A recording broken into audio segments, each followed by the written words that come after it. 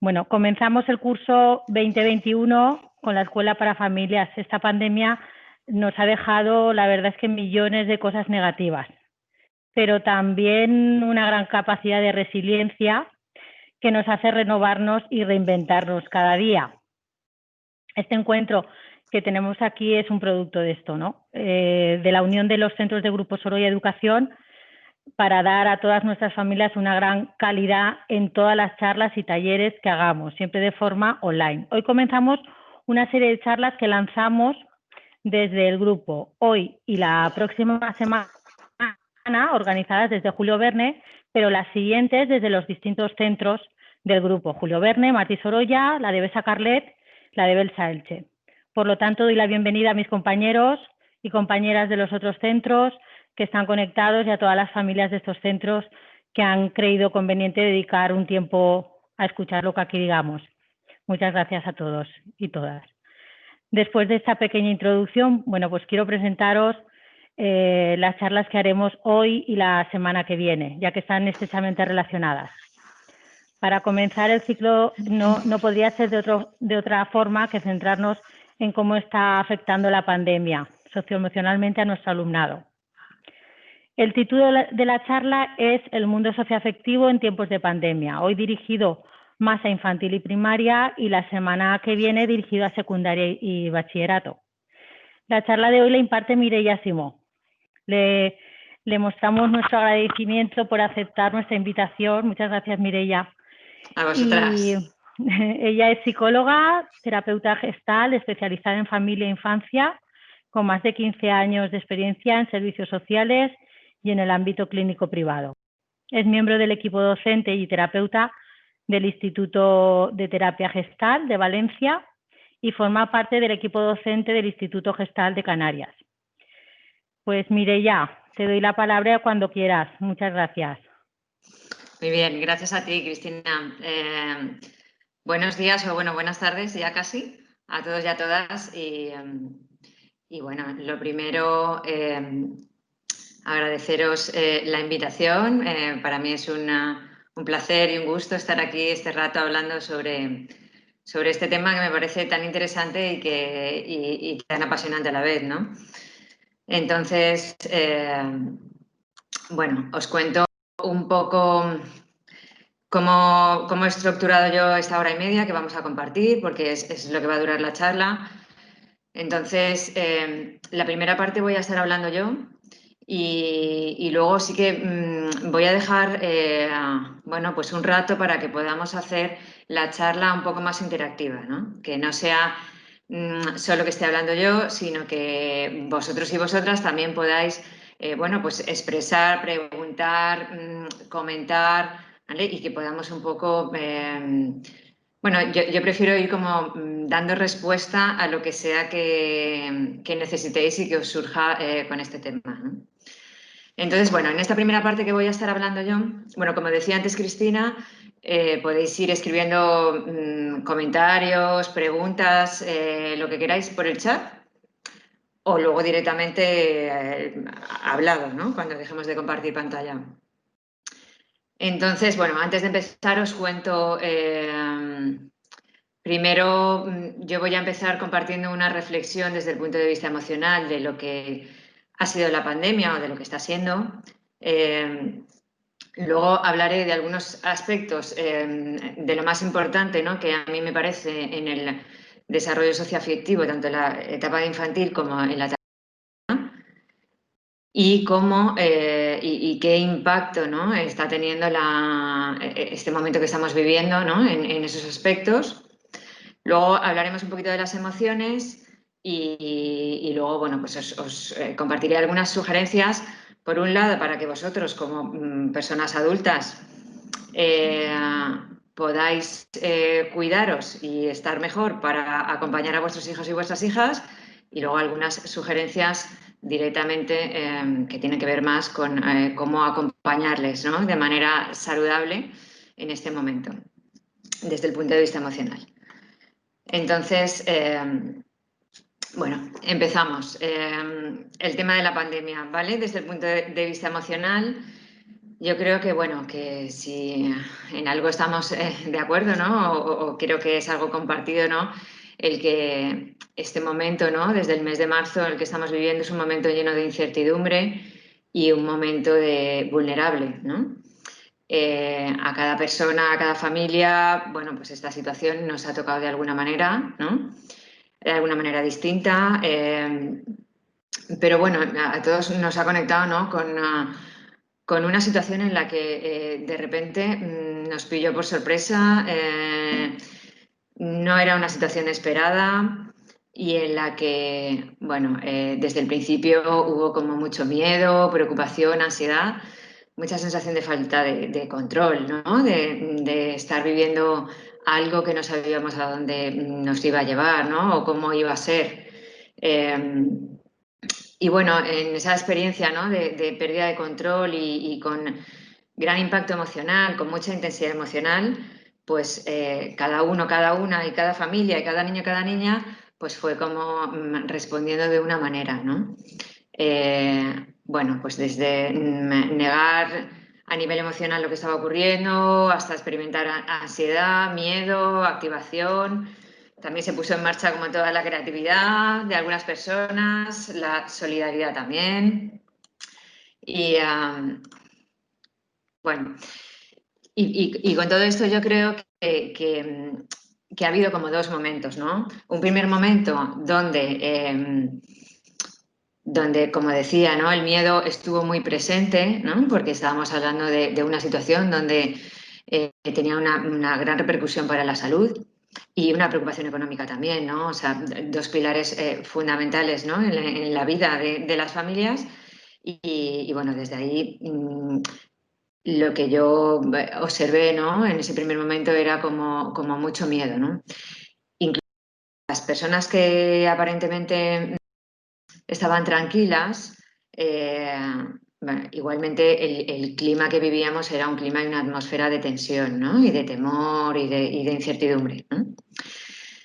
Entonces, bueno, de alguna manera el experimentar miedo en esta situación es algo esperado y es algo normal desde ahí, ¿no? Porque el miedo aparece cuando tenemos una percepción de peligro, ¿no? Cuando no podemos controlar ni predecir lo que va a pasar y cuando nos sentimos inseguros, inseguras, ¿no? Cuando hay una percepción de amenaza. Entonces, bueno, en esta situación, ¿no? Es esperado, ¿no? Era esperado sobre todo al principio sentir miedo, ¿no? Y que se activaran nuestros sistemas de alerta internos y que desde ahí, ¿no? Bueno, pues desde ahí nos protegiéramos, ¿no? Entonces, bueno, como ya sabéis, el miedo tiene una parte que, bueno, que está fenomenal, que nos protege, pero también hay una parte que nos puede bloquear, ¿no? Y limitar mucho, ¿no? Entonces, al final es como, lo ideal es como poder escuchar el miedo, ¿no? Para quedarnos con la parte de la cautela o la prudencia y al mismo tiempo apoyarnos, ¿no? En la confianza y en la tranquilidad para no vivir una situación de continua tensión interna, ¿no? O de estar alerta de manera permanente, ¿no? Porque al final eso tiene una repercusión también en la salud, ¿no? Bueno, y luego un segundo momento, ¿no? Yo creo que esto estaba más presente al principio, ¿no? Y luego llegó el verano, parece que la cosa, bueno, se relajó un poco, luego vino el principio de curso y ahora yo creo que estamos en un momento en el que casi que nos hemos acostumbrado, ¿no? A las mascarillas, a los protocolos, a la distancia física, a los metros, no sé, todo esta situación que estamos viviendo que a veces nos pueda parecer normal, aunque no lo sea. Y eso junto con a veces la percepción también de que podamos tener en algunos momentos de irrealidad, ¿no? O sea, y bueno, en todo esto, aunque sigue habiendo miedo, también está presente la tristeza, ¿no? También la rabia y el enfado con algunas cosas, ¿no? Pero yo creo que así en general hay como mucha sensación de agotamiento, ¿no? Hay mucho cansancio. En este verano que fue raro, pero que yo creo que no fue lo suficiente reparador como para lo que habíamos vivido, ¿no? Y entonces ahora tenemos hablo en general, ¿no? Que cada persona de cada familia lo está viviendo y lo ha vivido de una manera, ¿no? Pero, y luego desde ahí iremos a situaciones particulares si queréis compartir, ¿no? Pero en general yo creo que en estos momentos hay como mucho cansancio, mucha tristeza, tristeza de haber perdido, la tristeza aparece cuando perdemos algo, ¿no? Entonces cuando perdemos, pues bueno, a un ser querido, cuando perdemos salud, cuando perdemos libertad, cuando perdemos proyectos que teníamos, la tristeza está relacionada con la pérdida, ¿no? Y bueno, y también la tristeza aparece después de procesos de mucho agotamiento, ¿no? Entonces, la tristeza nos empuja a estar recogidos y recogidas, nos empuja hacia adentro, ¿eh?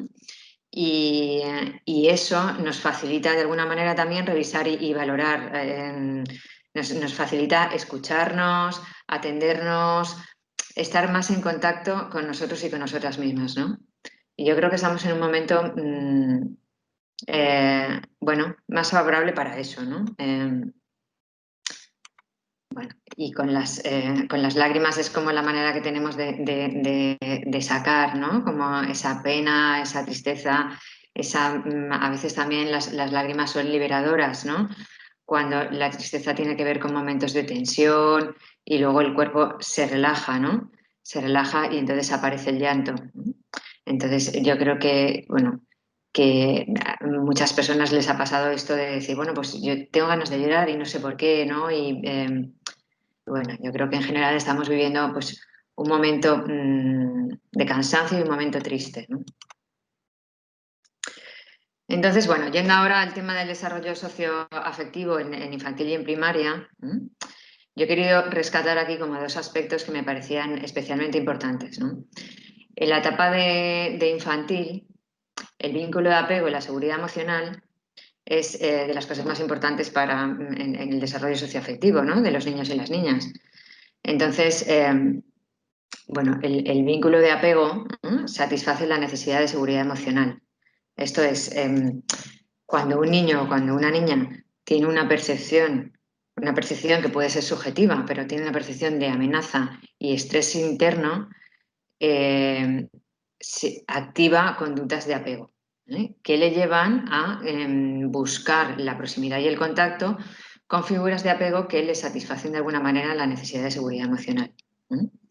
Entonces, el vínculo de apego que se desarrolla en los 2 primeros años de vida las figuras de apego para los niños suelen ser los padres y las madres, o sea, las personas donde están, las personas que cuidan, ¿no? De manera sostenida en el tiempo y que una y otra vez responden a esa necesidad de sentirse seguros y seguras, ¿no?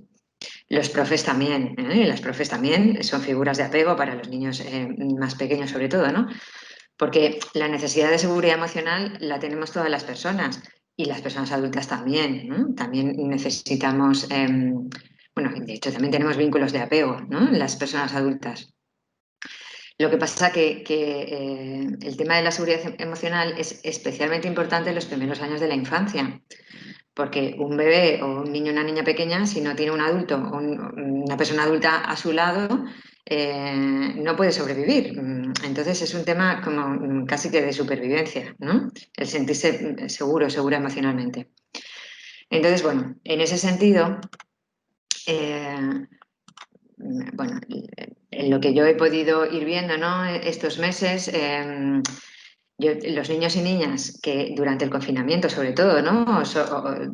Durante los primeros meses donde se paralizó el colegio y donde había que estar en casa y con la familia, los niños y niñas que pudieron tener a personas adultas disponibles y accesibles para estar con ellos y se pudieran nutrir de ese tiempo compartido, ¿no? Y de esa disponibilidad mayor, bueno, pues en general tuvieron una buena experiencia del confinamiento. Estoy hablando de niños y niñas de infantil. Y digo los que pudieron tener a personas adultas disponibles porque muchos de los papás y las mamás tuvimos que teletrabajar, que hacer, bueno, malabares para poder llegar a todo y fue momentos de mucho estrés, ¿no? Entonces, yo creo que hubo realidades muy diferentes, adultos que sí que pudieron estar disponibles para los niños y otros adultos que no pudieron, ¿no? O que hicieron lo que pudieron, ¿no? Entonces, bueno, como os decía, los niños y las niñas en la etapa infantil, ¿no?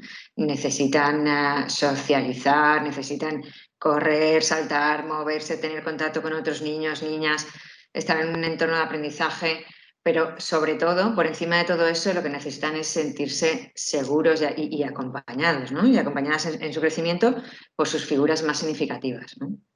Entonces, en este sentido, aunque hubiera momentos en los que pudo llegar a ser muy pesado, ¿no? El tema del confinamiento, sobre todo esas semanas de confinamiento, de relacionarse con personas externas a la familia no estuvo como tan acusada, ¿no? Como en los niños y niñas de primaria, que ahí sí que este tema cobra más importancia, ¿no? Entonces, bueno, en primaria algo muy importante de esta etapa evolutiva, ¿no? Es la construcción de relaciones significativas con los iguales, ¿no? Es donde los niños y niñas aprenden a construir relaciones de amistad significativas. Y no es que lo aprendan en primaria, es como que en primaria están ya desarrolladas las habilidades para que esto pueda ser así, ¿no? Está claro que las habilidades relacionales las vamos desarrollando y adquiriendo desde el momento en el que nacemos, ¿no? Y como resultado de las experiencias relacionales que vamos teniendo, vamos desarrollando dichas habilidades, ¿no? Pero en primaria es cuando las relaciones dejan de ser instrumentales y pasan a ser relaciones compartidas y significativas, ¿no? Y bueno, os explico un poquito más esto. Las conductas instrumentales o las relaciones instrumentales son aquellas en las que las mantenemos como un medio para obtener un fin, ¿vale? No tienen tanto que ver con la persona específica con la que interactuamos, sino con lo que yo quiero conseguir de ese encuentro, ¿vale? La experiencia compartida no tiene que ver con eso. Mi motivación para tener una experiencia contigo no es porque yo quiero obtener algo, es simplemente por el disfrute del encuentro social en sí mismo, ¿eh? Y por más cosas que ahora veremos, ¿no? Entonces, los niños en infantil, está claro que siempre hay afinidades, que siempre hay como preferencias, pero el modo de relación es instrumental, sobre todo al principio. Yo soy una niña y necesito otros niños, otras niñas para jugar, y entonces yo me relaciono desde ahí, ¿eh? Claro, cuando estamos hablando de relaciones significativas, a mí ya no me sirve cualquier niño o cualquier niña para jugar. Yo quiero que sea mi amigo X, ¿no? Porque ya no me acerco a ti para jugar, sino que me acerco a ti porque mi interés está puesto en ti, no en lo que yo voy a conseguir estando contigo, ¿no? Bueno, entonces aquí os he puesto algunas diferencias, ¿no? Bueno, un poco lo que he comentado hasta ahora, ¿no? En una interacción instrumental hay un objetivo claro, ¿no? Hay algo específico que esperamos recibir, ¿no? En una experiencia compartida, no, o sea, simplemente el disfrute o el tener un sentimiento positivo que surge de la interacción, ¿no? En una relación o en una interacción instrumental deseamos obtener algo de eso, ¿no? Y las personas pueden ser intercambiables, ¿vale? Esto es, por ejemplo, siendo personas adultas, también tenemos relaciones instrumentales, y que sea así, ¿no? Está bien que sea así, porque todas las relaciones que tenemos en el día a día no pueden ser significativas. No tendríamos el tiempo ni la dedicación como para poder construir eso así, ¿no?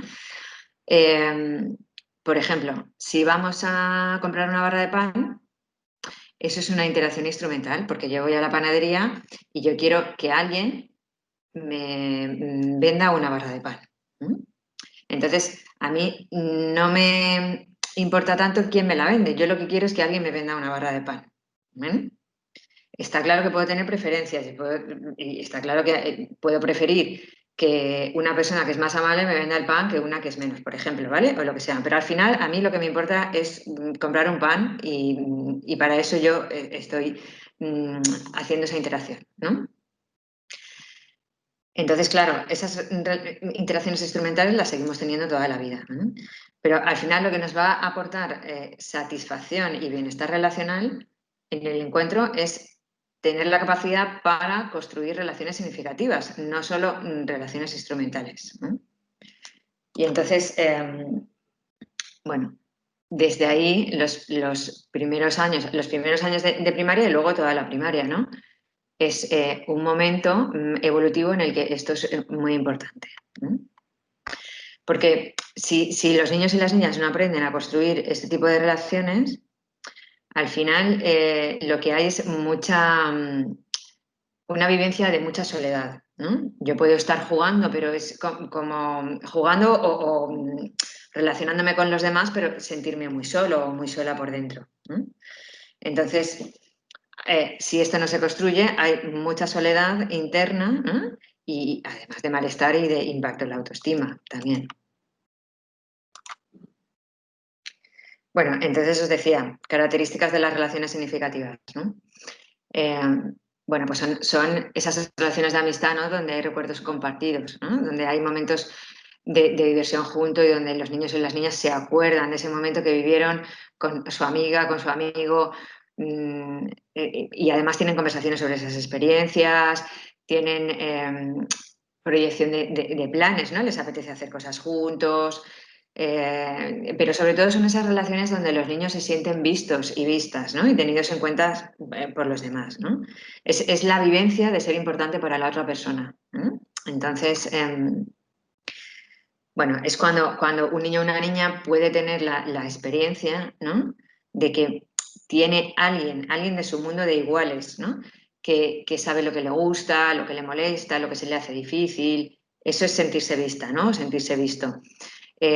Cuáles son sus debilidades, sus fortalezas. Entonces, en una relación significativa es cuando yo sé que tú sabes ver todo eso en mí y yo veo eso en ti también, ¿no? Y bueno, otra característica también es como lo que aporta a la hora de sentirse valorado o valorada, ¿no? Y reconocido, con el impacto que eso tiene para la autoestima, ¿no? Y bueno, esa sensación, ¿no? de los amigos y las amigas, ¿no? Cercanas que son los que conocen tu verdadero ser interno a tu mundo interno, ¿no? Entonces, bueno, desde ahí el impacto de la pandemia en el aspecto socioafectivo de los niños y niñas en todo esto, ¿no? Que ha podido tener son, bueno, por un lado, personas adultas afectadas y agotadas y poco disponibles, por lo que os decía, porque no todas las personas adultas han podido acompañar a los niños y a las niñas o a los hijos y a las hijas en lo que han ido necesitando, ¿no? Porque se han tenido que ocupar de otras cosas, ¿no?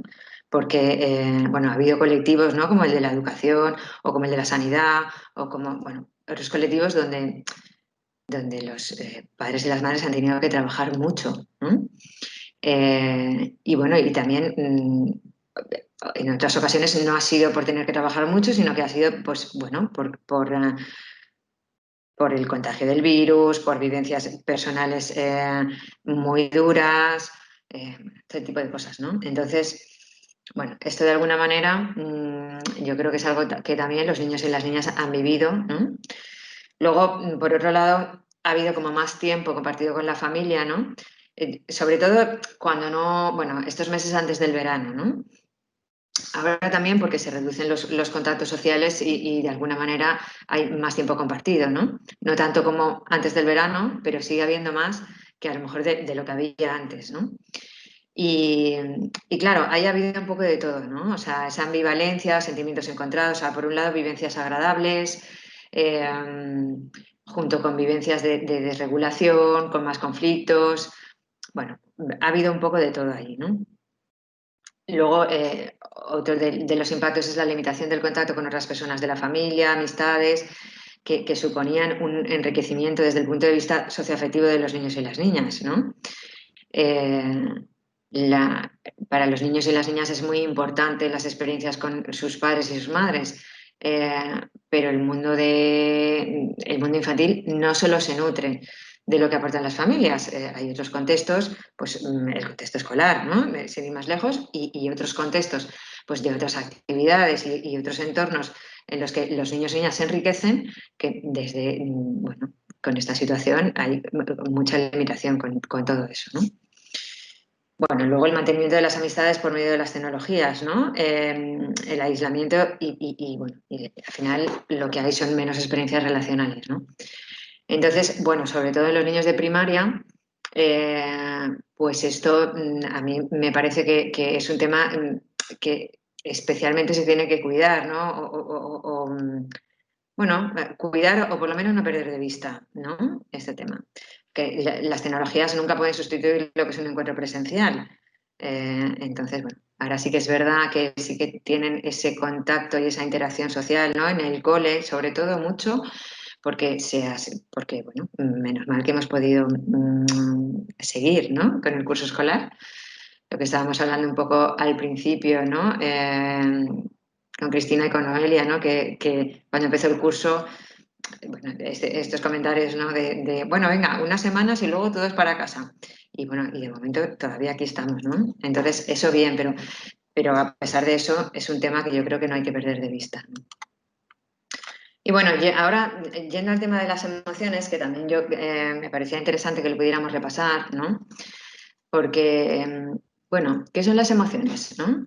A veces parece que está muy claro el tema de las emociones, porque yo creo que bueno, afortunadamente cada vez está más presente este tema, ¿no? O la importancia de las emociones y de la inteligencia emocional cada vez está más presente en todos los contextos, ¿eh? Pero a veces no tenemos como claras, ¿no? Algunos aspectos que para mí son importantes, ¿no? Entonces, bueno, las emociones son experiencias neuropsicofisiológicas espontáneas, ¿eh? Y cuando digo eso, sí que me gustaría como resaltar la idea de que las emociones no las elegimos, las sentimos, ¿eh? Las sentimos en el cuerpo, son experiencias, ¿eh? De un impacto en el cuerpo que luego le damos un significado, ¿eh? Entonces, desde ahí no podemos elegir lo que sentimos, ¿no? Porque a veces tenemos como esta fantasía de control, de creer que podemos controlar lo que sentimos. Y bueno, esto es una pelea perdida, ¿no? O sea, las emociones las sentimos, nos vienen dadas, ¿no? Lo que sí que podemos hacer es decidir qué hacemos con ellas, ¿no? ¿Qué hacemos cuando nos damos cuenta de lo que estamos sintiendo? Ahí sí que podemos tener recursos y sí que podemos controlar lo que hacemos, ¿eh? ¿Y por qué digo esto? Porque, bueno, ahora luego me pararé un poco más en este tema, pero por lo frecuente que es, ¿no? Que tendamos a negar las emociones, ¿no? O a decir, no estés triste, que no es para tanto, o no tengas miedo, hay que ser valiente. Todo este tipo de comentarios que no ayudan a acompañar las emociones. Porque si yo estoy triste y tú me dices, no estés triste, que no es para tanto, por ejemplo, entonces yo me quedo con una sensación de como si yo estuviera haciendo algo mal, como si estuviera en mi mano estar triste o no estar triste. Entonces eso no ayuda para la persona que está teniendo la emoción, porque lo que produce es como produce distanciamiento. Si yo estoy triste, me estás diciendo que no estoy triste y yo estoy triste, o no me voy a sentir entendida o me voy a sentir muy lejos. Porque o me voy a sentir mal porque no sé si es que tengo que hacer algo que yo no sé hacerlo o no sé cómo. Entonces, si tenemos claro que las emociones no las sentimos, o sea, no las elegimos, que las emociones las sentimos, entonces vamos a poder acompañarlas mucho mejor. Porque entonces yo te voy a decir, ¿estás triste? ¿Y qué se te ocurre que puedes hacer? ¿O qué puedo hacer yo para acompañarte en este momento triste? Y entonces ponemos el foco en la acción, en el qué puedo hacer, en la conducta y en la acción. pero no en el sentir. Bueno, porque al final las emociones lo que nos dan es información. Nos dan información de aspectos que tienen que ver con nosotros y con nosotras y aspectos de lo que estamos viviendo también en nuestro entorno, ¿no? Entonces, bueno, desde ahí a mí no me gusta clasificar las emociones en negativas y positivas, porque creo que el hecho de significar unas emociones como negativas ya las estamos colocando en un lugar donde vamos a tender a rechazarlas. Y lo importante de las emociones es que sepamos escucharlas y acogerlas para luego manejarnos con ellas, ¿no? Para saber manejarnos con ellas. Entonces, bueno, desde ahí yo creo que hay algunas emociones que lo que nos empujan es a resolver, ¿vale? Como pueda ser la rabia o el enfado, ¿vale? Hay emociones que nos hacen sentir incomodidad, ¿vale? Y hay otras que nos gustan y que queremos alimentar. Y en esta dicotomía de positivas o negativas sería como las que pondríamos en positivas, ¿no? Porque nos gusta sentirlas, porque dan sentido a nuestra vida, ¿vale? Porque nos resultan agradables, como puede ser la alegría. Entonces, bueno, dentro de las emociones hay algunas que son básicas, ¿no? Y con esto, innatas, con esto me refiero a que son emociones que las experimentamos de manera natural, ¿vale? Como el miedo, el enfado, la tristeza o la alegría, ¿no? Y luego hay otro tipo de emociones que son emociones sociales, ¿no? Relacionales, como puede ser la vergüenza o la culpa. Cuando un niño o una niña nace, un bebé, no experimenta ni culpa ni vergüenza. Eso es una emoción que vamos construyendo en la relación con el entorno, ¿no? O con las personas significativas. Entonces, bueno, la vergüenza tiene que ver con el sentirse inadecuado o inadecuada, ¿no? Y eso está como muy condicionado o muy influenciado por los mensajes que recibimos del mundo, ¿no? Y la culpa tiene que ver más con hechos, ¿no? Con actos que no he hecho bien, ¿no? La vergüenza tiene que ver más con el ser y la culpa con el hacer, ¿no? Bueno, entonces, a grandes rasgos, las emociones podemos distinguir como tres componentes. Un componente que es neurofisiológico y que tiene que ver con el sistema nervioso de cada uno y cada una, y ahí nos vamos a encontrar con diferencias, ¿no? Hay personas que sienten de manera más intensa, hay personas que menos, hay personas que, bueno, en función de su temperamento, si tienen la parte del sistema nervioso simpático más activado o el parasimpático, que es el que tiene que ver con la relajación y la calma, más activado, bueno, pues las experiencias emocionales se van a vivir de una determinada manera, ¿no? De alguna manera influenciada por cómo está configurado nuestro sistema nervioso, ¿no? Luego, un componente subjetivo, ¿no? Que va a ser nuestra historia de vida relacional. O sea, qué respuesta nos ha ido dando el mundo cuando hemos tenido experiencias emocionales, ¿no? Y entonces ahí, dependiendo de lo que hayamos ido recibiendo, sobre todo en nuestra familia, nos vamos a saber manejar más o menos, ¿no? Hay familias en las que el aspecto emocional se le da mucho espacio y donde hay facilidad para moverse en ese terreno, y hay familias que no tanto, porque los padres y las madres también tenemos una propia historia, ¿no? Relacional y emocional, y tenemos unas propias experiencias también de lo que vivimos también con nuestras familias, ¿no?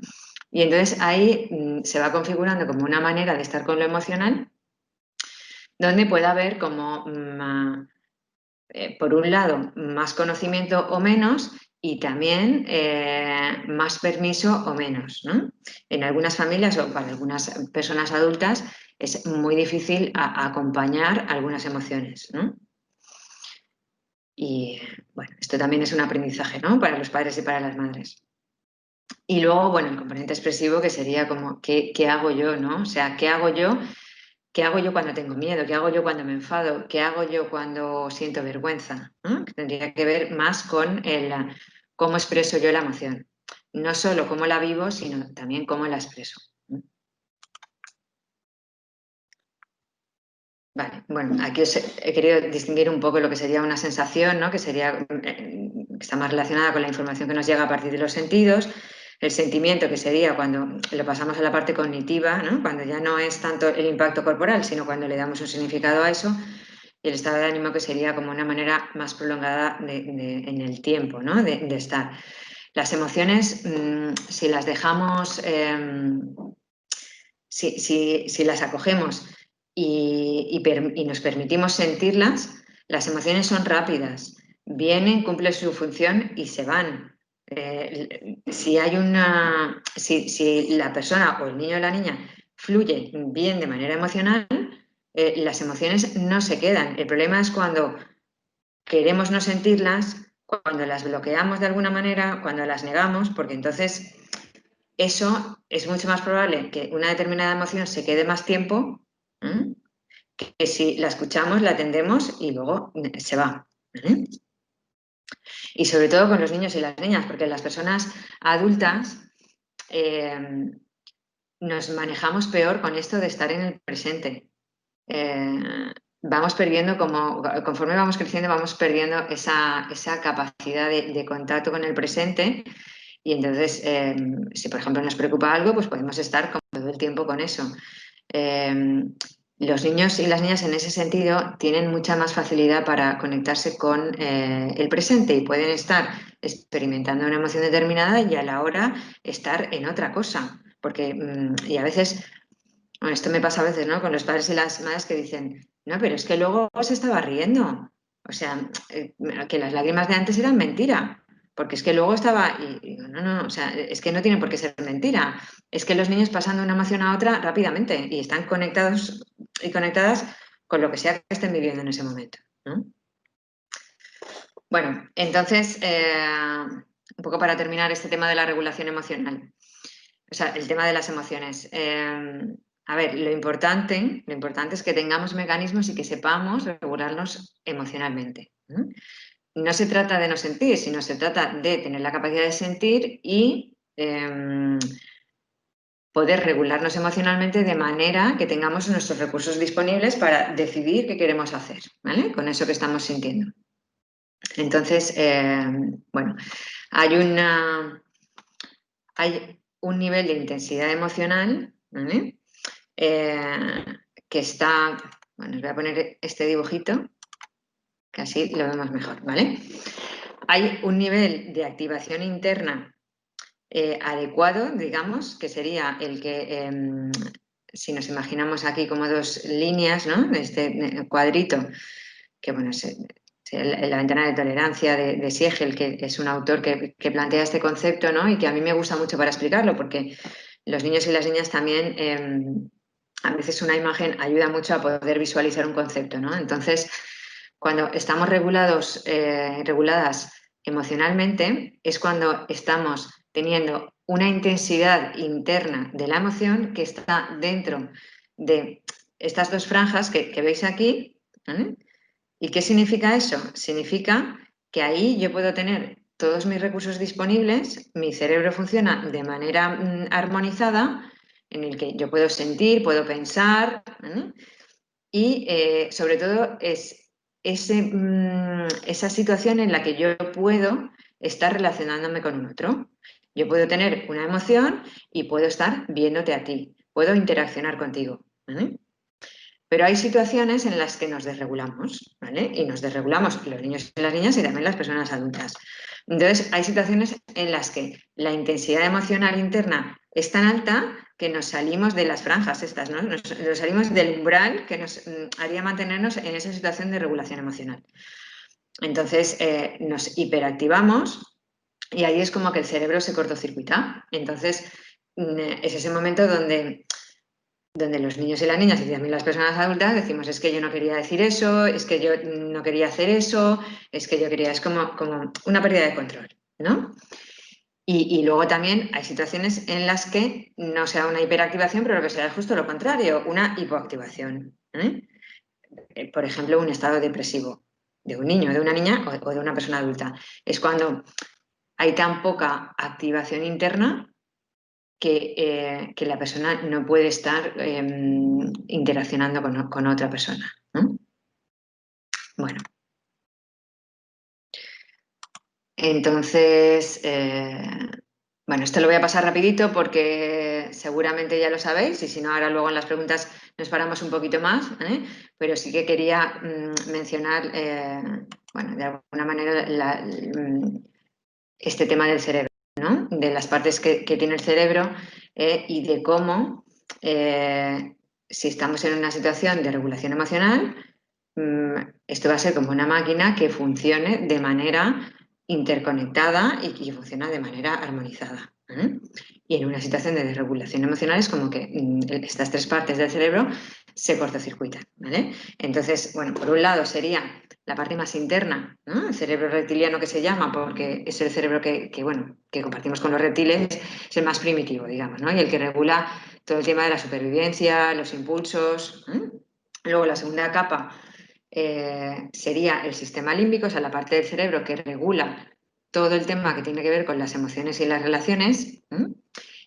Y por último, la última capa que solo tenemos las personas, que tiene que ver con todos los procesos cognitivos, ¿no? Entonces, el cerebro emocional es un cerebro que compartimos también con los mamíferos, ¿no? Por eso los mamíferos tienen todas estas conductas de cuidado hacia las crías, de todo esto, ¿vale? Todo esto se regula ahí.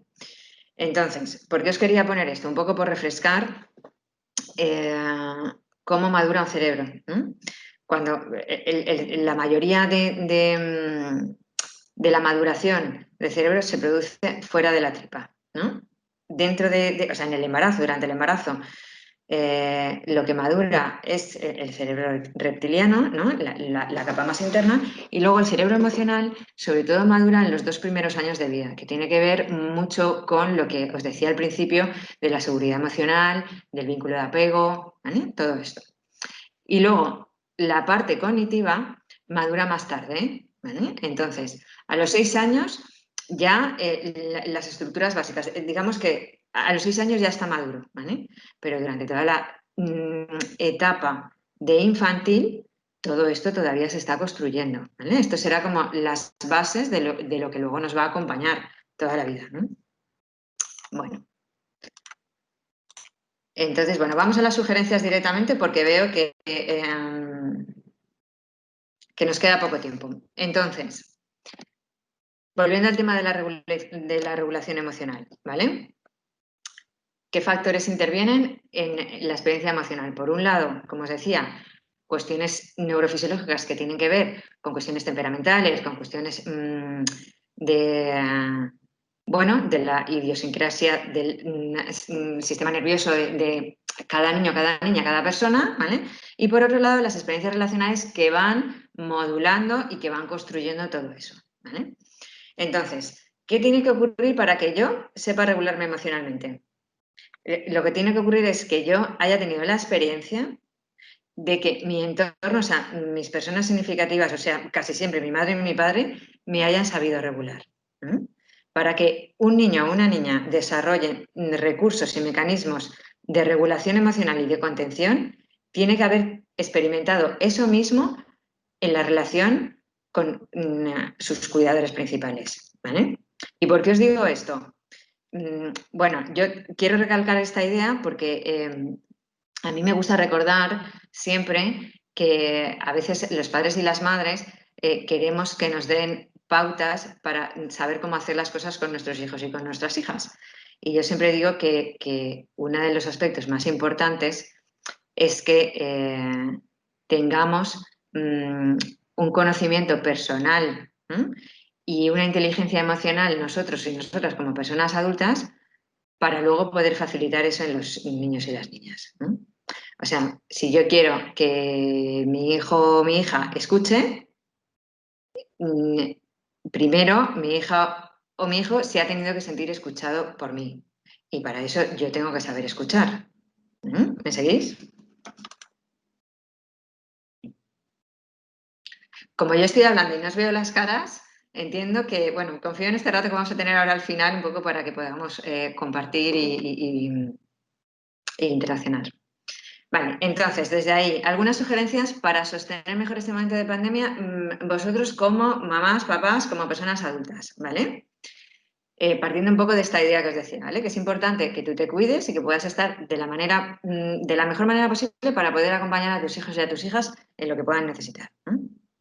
Y bueno, bueno, iba a decir, luego las sugerencias que os voy a hacer como para vuestros hijos y vuestras hijas en concreto son válidas para este momento de pandemia, pero no solo para este momento de pandemia, sino para acompañar emocionalmente en lo que sea que estén viviendo, ¿no? Entonces, bueno, lo primero, como personas adultas, importante que aceptemos este momento, ¿vale? A veces nos peleamos con la realidad y entonces queremos que las cosas sean de una determinada manera que no son. Y entonces perdemos así como mucha energía con esta pelea interna de no querer aceptar lo que estamos viviendo, ¿vale? Que a veces también nos pasa que lo que estamos viviendo a un nivel emocional lo queremos explicar desde un lugar racional. Y entonces buscamos explicación a todo y a veces todo no tiene explicación. O no es que no todo tenga explicación, sino que el mundo emocional no funciona con el mismo mecanismo de la lógica del mundo racional. Y entonces a veces ahí nos perdemos. Entonces, bueno, lo primero sería como aceptar este momento, ¿vale? Luego, centrarnos en el presente en la medida que podamos y organizar el día a día, porque el hecho de que organicemos a corto plazo nos va a dar más sensación de control. Por un lado, es inevitable que pensemos en el futuro y al mismo tiempo la situación es todavía la situación de la pandemia en la que estamos, todavía hay mucha incertidumbre. Entonces, bueno, la ansiedad muchas veces tiene que ver con irnos al futuro y no estar en el presente, ¿no? Entonces, en este momento algo que podemos hacer es organizar muy a corto plazo, muy a corto plazo. No pensar en qué haremos el verano, cómo serán las cosas, no sé, bueno, Navidad, que parece que ya está ahí, pero todo esto que genera preocupación, que genera ansiedad. Entonces, en la medida que nos podamos centrar en lo más inmediato, va a hacer que podamos tener más sensación de control y más serenidad y que podamos vivir con más tranquilidad. Entonces, bueno, mi sugerencia, no irse muy lejos pensando en los próximos meses, ¿vale? Estar aquí y ahora y poniendo la atención en qué puedo hacer yo esta semana, la que viene y así, ¿no? Bueno, tratar de poner también la atención en aspectos que nos aporten seguridad, porque hay como muchos, muchos ámbitos o muchos factores que no podemos controlar y que están fuera de nuestro alcance, ¿vale? Pero luego hay otros muchos que sí, y a veces esto se nos olvida, ¿no? Entonces, el que pongamos la atención en cosas que sí que sí que nos puedan aportar seguridad, que sí que podamos hacer, que sí que podamos sentirnos tranquilos o tranquilas, que sí que tengamos una sensación de control, ¿vale? Eso también importante. Apoyarnos en personas que nos transmitan tranquilidad. Esto también va a ser importante que no nos olvidemos de esto, ¿no? Porque yo creo que por un lado esta situación de pandemia nos ha puesto como todo el tema del contacto social, ¿no? En primer plano, de la limitación del contacto, cómo puede ser de importante las relaciones sociales y al mismo tiempo, con estas limitaciones, eh, casi que sin darnos cuenta nos vamos como aislando, ¿no? Por un lado, la limitación del contacto social que hay, pero por otro lado, bueno, pues por el miedo que decíamos, bueno, por todos los factores que caracterizan la situación que estamos viviendo, ¿no? Entonces, el apoyarnos en personas que nos puedan transmitir tranquilidad, buscar el contacto. Ya no, o sea, si ya no puedo ir a tu casa, pues entonces te llamo, pero te pregunto cómo estás. El recibir empatía, el poder compartir cómo estás, sentirte escuchado, escuchada. Eso también es importante que lo cuidemos, ¿no? Y luego confiar en que todo se irá ordenando, ¿no? Normalmente después del caos viene el orden.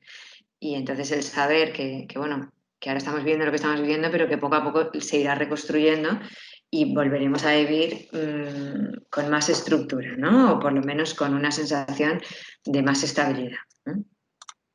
Más sólido, ¿no? Bueno, algo importante también, compartir las emociones. Como os decía, es esperado, ¿no? que en esta situación que estamos viviendo haya ambivalencia, haya momentos en los que nos puedan parecer como muy agradables, hay otros momentos en los que podamos experimentar emociones muy intensas, ¿vale? Sentimientos encontrados. ¿Vale? Yo creo que desde ahí es un momento momento en el que nos necesitamos mucho los unos a los otros, ¿no? Necesitamos encontrar formas de apoyarnos, de compartir emociones, ¿no? Y de ser también creativos y creativas a la hora de compartir afectos y de estar cerca, aún respetando la distancia, ¿no? Entonces, bueno, desde ahí hablar, compartir, dejar salir las emociones, eso también es una forma de cuidarnos. Y de paso, si nosotros y nosotras lo hacemos, nuestros hijos y nuestras hijas van a aprender a hacerlo.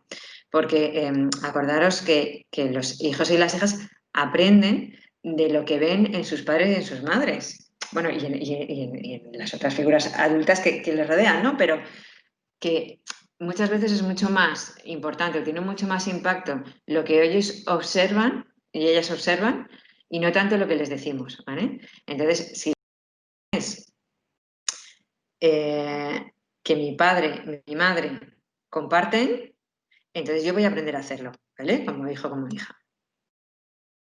Vale. Entonces, bueno, a veces a las personas adultas también nos cuesta, ¿no? Nos cuesta expresar, a veces no queremos compartir porque no queremos preocupar y todo este tipo de cosas que tendría que ver con esto que os decía al principio de los mensajes que estoy recibiendo en torno a cómo nos relacionamos nosotros y nosotras mismas con las emociones, ¿no? Con nuestras emociones. Entonces, bueno, yo desde ahí os sugiero que no perdáis esto de vista, ¿no? Y que mantengáis el contacto, ¿no? Con las demás personas y el compartir. Bueno, escribir también es una manera de sacar fuera lo que estamos viviendo, ¿no? Y luego, bueno, también he querido poner aquí, recordar, ¿no? Lo importante también es que es divertirse y reírse, ¿no? Porque en este momento tan dramático, ¿no? Y tan traumático que estamos viviendo, a veces pareciera que casi que no tenemos derecho, no podemos divertirnos con la que está cayendo, ¿no? O que no. Y eso, eso también nos aporta justamente la ligereza y las experiencias satisfactorias para luego poder sostener todo lo difícil, ¿no? Entonces, yo creo que también es importante que tengamos esto presente, ¿no? Bueno, de fomentar, ¿no? Esos momentos agradables de diversión. Y luego, como os decía, que yo creo que la tristeza está como muy presente en este segundo momento, ¿no? Bueno, yo creo que las emociones en general nos dan como mucha información de lo que necesitamos, ¿no? Entonces, a veces, como os decía, si las atendemos, podemos hacer una elaboración y salir de esa emoción mucho antes que si las negamos, ¿no? Entonces, bueno, la tristeza para poderle dar salida, una de las cosas que es importante que hagamos es ralentizar el ritmo, ¿no? Porque la tristeza nos requiere calma, requiere quietud, rebajar las exigencias, nos invita a cuidarnos, a descansar, a recogernos, ¿no? Es un momento, el momento triste, ¿no? La emoción de la tristeza es una emoción de pocas palabras, ¿no? De ritmo lento, de estar hacia adentro, ¿no? Y bueno, y eso tiene una parte reparadora para el organismo, ¿no? Además de que tiene una parte reparadora, también el hecho de escuchar la tristeza nos facilita que nos podamos dar cuenta de aspectos importantes. Normalmente, muchas veces, después de los momentos de tristeza, vienen momentos de cambios, ¿no? De cambios importantes. Entonces, bueno, desde ahí, sabernos también cómo manejar la tristeza es importante. Bueno, y ahora, algunas sugerencias para acompañar bueno, a los hijos y las hijas emocionalmente en este momento vulnerable. Que, como os decía, para mí no solo es en este momento vulnerable, sino que esto es aplicable, ¿no? A cualquier momento, ¿no? Aunque yo he querido hacer énfasis en, bueno, los aspectos como más importantes, ¿no? De ahora. Entonces, bueno, por un lado, no negar las emociones, eso es lo más importante, ¿eh? Yo a veces me pongo muy pesada con esto, pero a veces hay como esa idea de controlar las emociones y a veces esto, cuando negamos las emociones a los demás, eso está muy relacionado con nuestra propia dificultad para sostenerlas. Porque claro, normalmente detrás de una negación emocional lo que hay es, por un lado, si tú me dices que estás triste, yo, o sea, si para mí eres una persona importante, yo no quiero que estés triste porque no te quiero ver sufrir y entonces te voy a decir, no estés triste, porque a mí se me hace difícil verte triste. O puede ser que si tú me dices que estás triste y yo no sé qué hacer con la tristeza, como yo no sé qué hacer, te digo, no estés triste, porque entonces si no me pones a mí en un conflicto. Entonces, a veces el negar las emociones, no tengas miedo, esto, no te enfades, ¿vale? No te pongas triste, eso es una tontería, ¿vale? Todo ese tipo de comentarios que son como muy habituales en el mundo adulto, muchas veces tienen que ver con esto, con no saber acompañar o no saber qué hacer, ¿no? Cuando un hijo, una hija o nuestra pareja o cualquier persona nos comparte una emoción. Entonces, bueno, aquí recordar un poco lo que os estaba comentando cuando estábamos hablando de este tema, ¿no? Que lo que sentimos no lo elegimos. Lo que podemos elegir es lo que hacemos con lo que sentimos, ¿vale? Entonces, muy importante, ¿vale? Legitimar la emoción. Yo no te voy a decir que estés más o menos enfadado. Yo acepto que estés enfadado y ahora vamos a ver qué podemos hacer. O yo te puedo poner unos límites a la conducta y te puedo decir, bueno, pues tú tienes todo el derecho a enfadarte y lo que no puedes hacer es esto y esto otro, ¿vale? O puedo decir, vale, ¿tienes miedo? Vamos a ver qué podemos hacer con tu miedo, cómo te puedo ayudar con tu miedo. Pero lo primero es como legitimar la emoción. No entrar a discutir sobre la emoción. Ni minimizarla, ni nada de esto, ¿vale?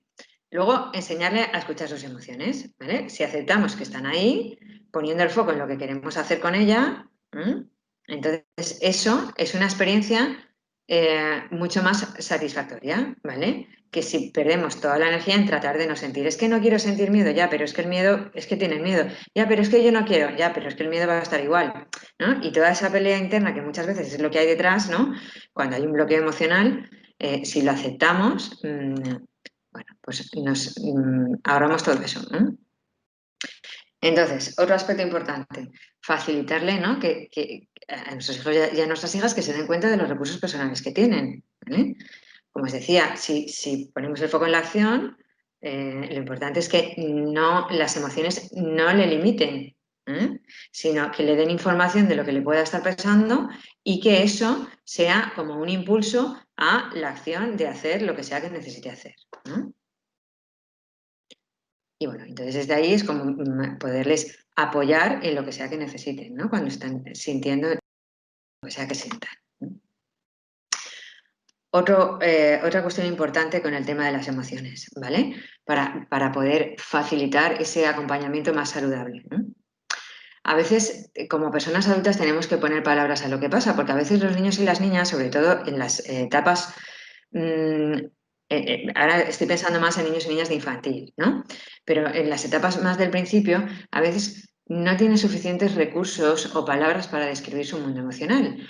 O a veces hay niños o niñas que son más hábiles en esto y hay otros que no tanto, ¿no? Entonces, el que como personas adultas pongamos palabras a lo que pensemos que está ocurriendo, eso les va a ayudar a ir encontrando un significado y a saber también cómo significar y poder expresar y compartir. Es como poderles ayudar a poner un significado y unas palabras a su mundo interno, ¿vale? Lo que pasa es que esto lo vamos a hacer siempre no diciendo lo que te pasa es que tienes miedo, sino que yo voy a poner palabras describiendo lo que yo creo que ocurre. Mira, si yo hiciera esas cosas sería que tendría miedo.